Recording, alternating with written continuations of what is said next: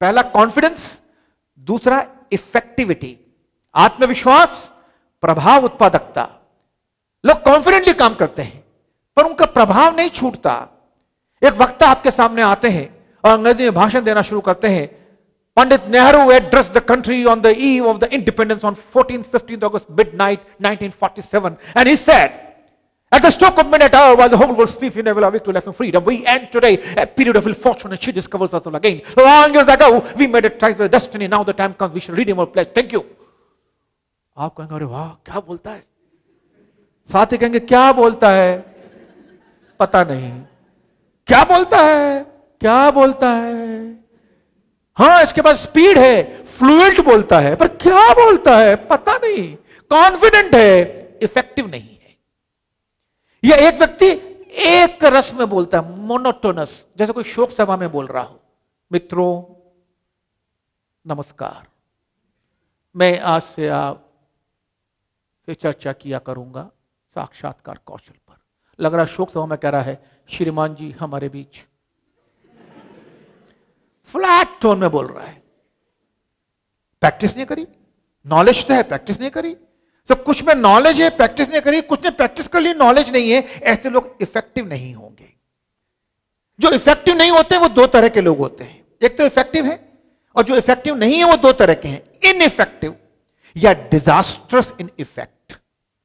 Ineffective निष्प्रभावी, disasters इन effectivity कुप्रभावी। कुछ लोग प्रभावी होते हैं, कुछ निष्प्रभावी होते हैं, कुछ कुप्रभावी होते हैं। इनके अंतर समझ लें हम। जो अपने गुणों को प्रस्तुत करना जानता है वो कॉन्फिडेंट है, वो प्रभावी है।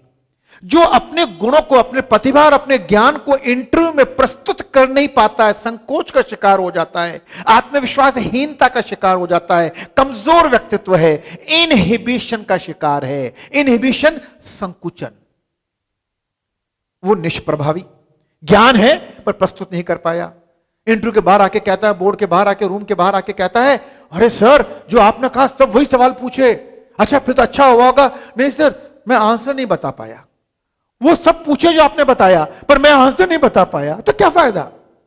आप में ज्ञान है, बहुत अच्छी बात है, पर आपके इंटरव्यू को मालूम पड़ना चाहिए कि आप में ज्ञान है। चूंकि आप संकोच के शिकार थे, आप अपना ज्ञान प्रस्तुत नहीं कर पाए, निष्प्रभावी हो गए।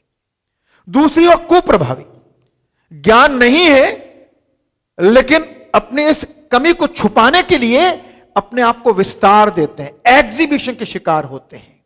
ओवर कॉन्फिडेंट, अति आत्मविश्वासी।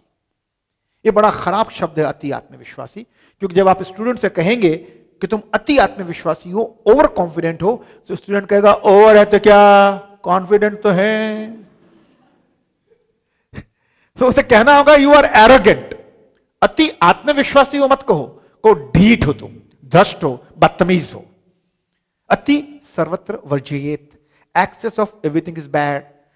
कॉन्फिडेंस भी अगर उबल रहा है, you are bubbling out of confidence, you are disastrous, घातक हो। क्योंकि आप इंटरव्यू को क्या संदेश दे रहे हो, तुम हो क्या चीज, मैं। अहंकार दिखा रहे हो अपना। उधर कुछ लोग होते हैं जिनमें ज्ञान होता है पर वो ज्ञान के अहंकार के शिकार होते हैं, और कुछ लोग होते हैं जो ज्ञान नहीं होता है पर नाटक करना जानते हैं, ज्ञान को छुपाकर अपने आप को प्रदर्शित करते हैं। ये दोनों ही कुप्रभावी हैं।